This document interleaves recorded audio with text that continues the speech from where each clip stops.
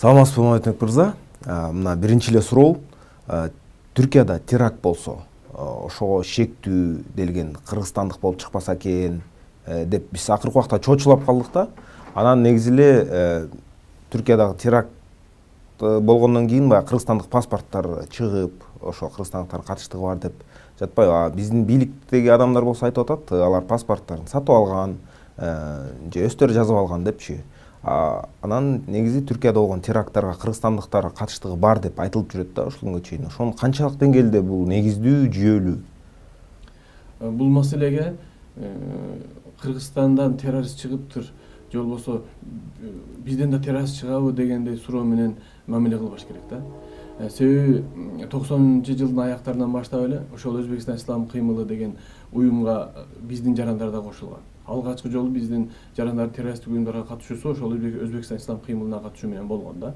99-жылкы 2000-жылдагы Баткен окуяларын жакшы билебиз. Андан соң бул Афганистандагы согушчан топтордун ичинде биздин жарандар бар экени белгилүү. Кийин 2011-жылдан баштап башталган ошо жакынкы чыгыштагы согуштарга, Ирактагы, Сириядагы согуштарга биздин жарандар катышып атканы белгилүү. Азыркы учурда расмий түрдө мамлекет миңдей жараныбыздын ошол тарапта согушуп жүргөнүн айтууда да. Ал эми эксперттер мунун көп экенин айтышат. Мен дагы ошол пикирдемин, мындан дагы көп. Андан сырткары Стамбулдагы буга чейинки болгон жардырууларда дагы Кыргызстандын жарандарынын паспорту чыккан. Ошол эле мезгилде мисалы азыркы учурда Россияда дагы мисалы үчүн ошо Татарстандагы башка жерлерде болуп аткан баягы террористтик операциялар болуп атпайбы, иш-чаралар, күч органдарынын, орустардын күч органдарынын. Алардан дагы биздин жарандар чыгып атат. Демек, биздин жарандардын ичинен террорист чыкпайт деген бир көз карашты жаюуга аракет кылбаш керек мамлекет. Себеби буну жашырбаш керек. Биздин жарандардын ичинен дагы, биздин жарандарыбыз арасынан дагы террористтик иш-аракеттерге катышып атат деген нерсени кабыл кылышыбыз керек. Бунун себептери жөнүндө ойлонушубуз керек. Мисалы, азыркы учурда чындап айтканда ушул Орто Азиядан, анын ичинде Кыргызстандын жарандары да катышкан, мүчө болгон топтор бар азыркы учурда Сирияда. Мисалы үчүн Катибат Алиман Бухари, мисалы үчүн Ат-Тахвид валь Жихад, Жанат ашыклары деген уюмдар бар. Булардын арасында дагы биздин жарандарыбыз азыркы учурда согушуп жүрүшөт. Ошондуктан кыргызстандык террорист деген нерсе бул факт. Бул ушундай бир феномен бар да, кыргызстандык террорист. Демек Кыргызстандын ичинде, чет өлкөдө миграцияда жүргөн кыргызстандыктардын арасында ошондой теракт жасоого даяр адамдар бар экен да демек. Жалгыз эле сыртта эмес. Ушул нерсени унутпаш керек. Сыртта эмес, ичибизде дагы бар азыркы учурда. Дагы бир маанилүү маселе бар, бул биздин мигранттардын арасындагы радикалдашуу. Башкача айтканда, окко ташы жок, барган жерден, ошо Россиядан, Казакстандан өздөрү каалаган нерсени, издеген нерсени таба албай калган, көбүнесе кара тизмеге түшүп болуп, анан ошодон ары Турцияга, Сирияга кеткен жарандарыбыз бар да. Булар кара тизмеге түшкөндөн кийин кайра кайтып келе албайт. Кыргызстанга келен десе бул жерде эч нерсеси жок. Ошондуктан жеңил оокат Турцияга өтүү. Себеби Турция менен бизде баягындай бир визалык режим болбогондугу үчүн биздин жарандар ошол жака өтүп кетип атат. Ошондуктан бул биринчиси. Экинчиси, биздин азыркы учурда күч органдар айтып атат, 850-ге жакын киши, 1000ге жакын киши ошол жакынкы чыгышта согушуп жүрөт депчи. Бирок бул менин оюмча так эмес. Себеби азыркы учурда Турцияга ошо Кыргызстандын өзүнөн эле жумасына 13-14 рейс самолет учат. Бир жумада. Бир айда эсептеңиз канча болот, бир жылда канча болот. Бул кетип аткан кишилердин кайсынысы Турцияга кетип атат, кайсынысы Сирияга кетип атат, белгисиз, аныктай албайт. Сиз ошо айта кетпедиңизби атайын кызматтардын маалыматынчы? Негизи эле ошо Сирияга кетип аткан, негизи эле ошо теракт потенциалдуу баягы теракт кылууга даяр адамдардын санын биздин улуттук коопсуздук кызматы ошол адамдарды мындай көзөмөлдөп, алардын так санын, кыймыл аракеттерин, жашаган жерин билеби? Алар ошо көзөмөлдөп турабы? Бул нерсе мындай бир мен ойлобойм да, мисалы үчүн чек ара кызмат, мисалы үчүн сурасаңыздар, чек ара кызматы, биздин чек ара кызматы канча адамдын Кыргызстанга кирип чыккандыгын, бир жылда кирип чыкканын айта албайт.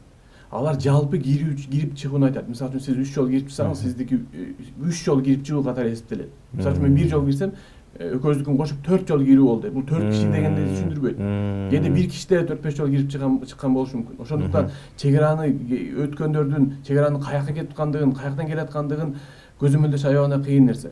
Көп эсе бул Сирияга кеткендер боюнча сандар жергиликтүү милиция делген, участковый делген баягы милиция кызматкерлеринин берген отчетторуна таянып түзүлгөн бул тизме, чыгарылган тизме сан да. Башкача айтканда жергиликтүү бир милиция, айталы Кашкар кыштакта же болбосо Кара Балтадагы жергиликтүү бир участковый менин участкаман ушунча киши кетиши мүмкүн, божомол деп айтат анда дагычы. Сирияда жүргөндүгүн далилдей албайт эч качан. Экинчиден, бизде көбүнчө кетип атканда мисалы Россияга кеткендер ID картасы менен кетет.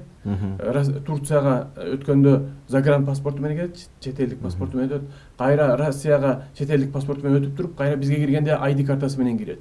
Башкача айтканда бир кишинин Сирияга баргандыгын же барбагандыгын далилдеш аябагында кыйын азыр. Демек ошол Сирияга кетип аткан адамдардын санын улуттук коопсуздук кызматынын берген санга ишенүү болбойт. Жок.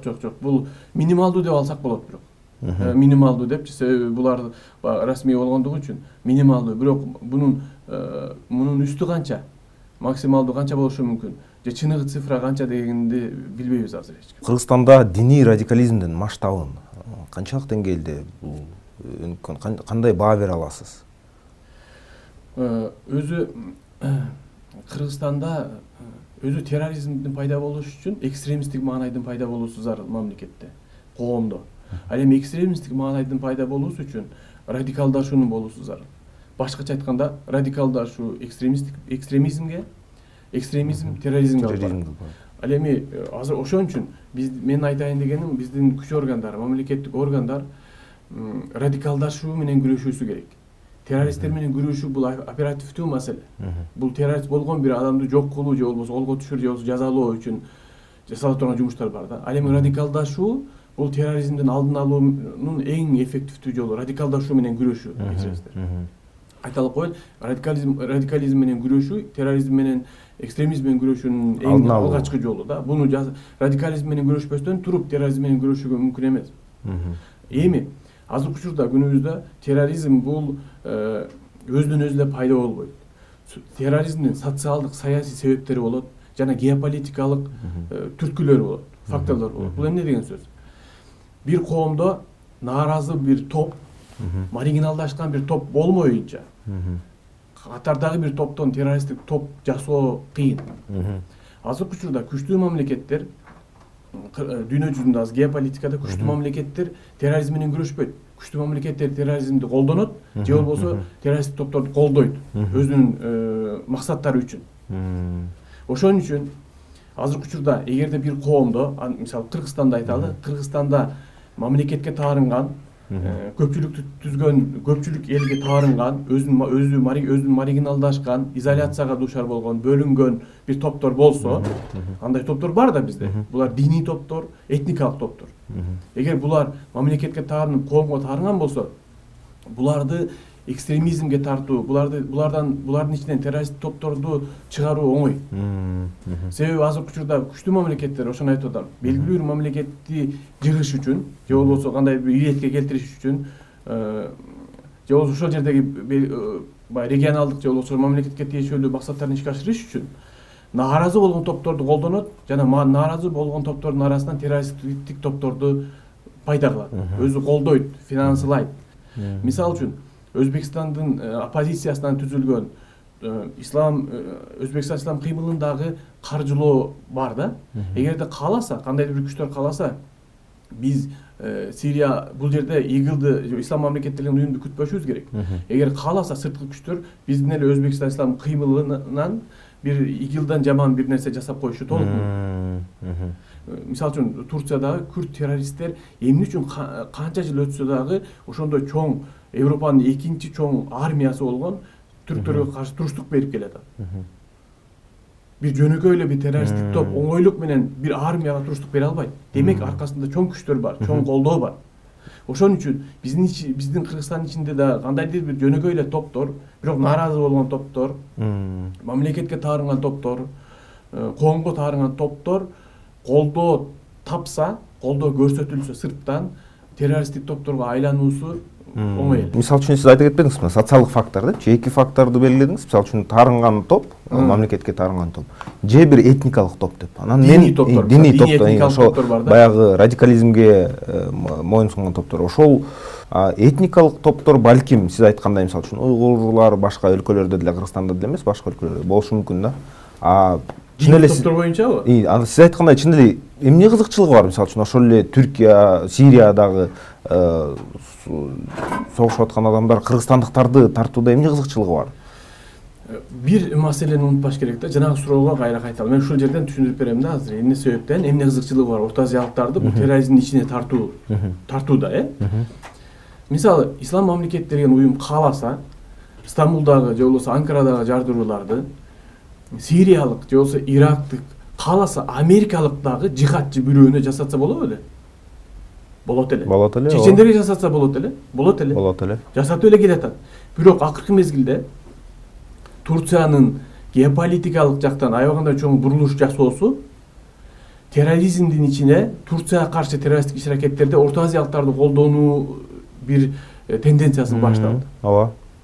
Байкасаңыздар, жакынкы арада эле биздин Орто Азиялыктар Турциядагы террористтик иш-аракеттерге катыша баштады да. Бул эмне себептен? Себеби Орто Азия менен Турциянын ортосунда бир эшик бар. Илгертен бери эле биздин туугандык байланыштарыбыз бар. Тарыхый жактан, маданий жактан биздин байланышыбыз бар.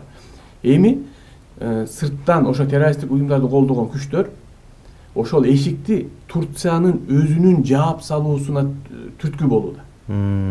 Башкача айтканда, Турциянын Орто Азия менен болгон мамилесин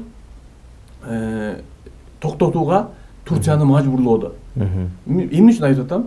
Мисалы, ошол кыргызстандык же болбосо ошол өзбекстандык делген адам ошондой ишти кылгандан кийин азыркы учурда Турцияда Кыргызстандын жарандарына, Орто Азиялык жарандарга караганда текшерүүлөр күчөдүбү? Ооба. Күчөдү.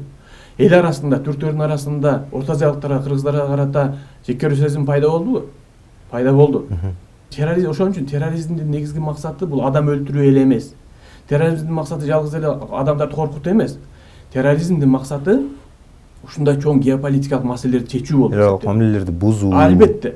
Мисалы, Өзбекстан ислам кыймылынын чыгуусу, Өзбекстан ислам кыймылынын чыгуусу Орто Азиядагы мамлекеттердин мамилесин начарлаттыбы? Албетте начарлатты. Диний радикализм деген нерсенин айынан, диний терроризм деген нерсенин айынан Орто Азиянын мамлекеттери бири-бирине эшиктерин жапты. Биздин Өзбекстан менен мамилебиз Кыргызстандын токтоду. Террорист катары биздин Орто Азиялыктарды колдонуп атышат. Болбосо кааласа Сириялык бирөөнү, Ирандык бирөөнү, же Ирактык бирөөнү же болбосо Европалык бирөөнү деле колдонуп коет ислам мамлекети. Мамлекеттик деңгээлде ошол тышкы таасирге туруштук бере алабызбы? Жок. Бере албайбыз. Биз бере албайбыз. Чынын айтканда биз азыркы учурда биздин баягы тагдырыбызды биз чечпейбиз. Бул эң өкүнүчтүү нерсе. Мамлекет азыркы учурда биздин кыргыз мамлекети ушундай геополитикалык оюндарга жооп берүүдө, туруштук берүүдө күчсүз. Бул аягында өкүнүчтүү нерсе. Ошон үчүн терроризм деген нерсени биздин жарандарыбыз жалгыз эле жардыруу, адам өлтүрүү, 39 адам өлдү, туурабы? Ал эми Турцияда күнүнө жөнөкөй эле автомобилдердин авариясынан канчалаган жүздөн кишилер өлүп атат, туурабы? Бул жерде терроризмдин максаты 39 кишини өлтүрүү эмес. Бул жерде жеккөрүүнү пайда кылуу. Жеккөрүүнү пайда кылуу, коомдун арасында, коомдун ортосундагы артуу аралашууларды. Мисалы, сиздерге дагы бир мисал айтайын. ПКК деген уюм бар Турцияда. ПКК деген бул күрттөрдүн боштондук кыймылы да. Буларды колдогон сайын, булар террористтик иш-аракет уюштурган сайын Турцияда күрттөр менен түрктөрдүн ортосундагы мамилеси бузулуп келди.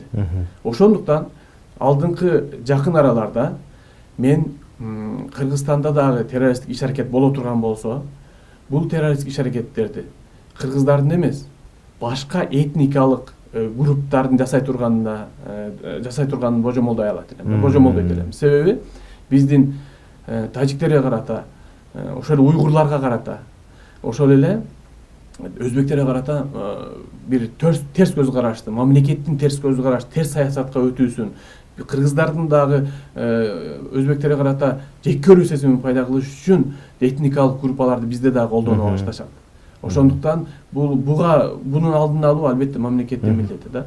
Кыргыз мамлекети, кыргыз бийлиги техникалык маселелер менен, мисалы үчүн паспорт кыргызстандык экен, кыргызстандык эмес экен, биздин жарандар андай маселеге көңүл бурбаш керек. Ал маселелер бул оперативдүү түрдө чечиле турган маселе. Техникалык Эми маселе. социалдык түрдө, саясий чөйрөдө, экономикалык чөйрөдө чечиле турган көптөгөн көйгөйлөр бар. Башкача айтканда терроризмди тууп аткан себептер бар. Рахмат, чоң рахмат маегиңизге.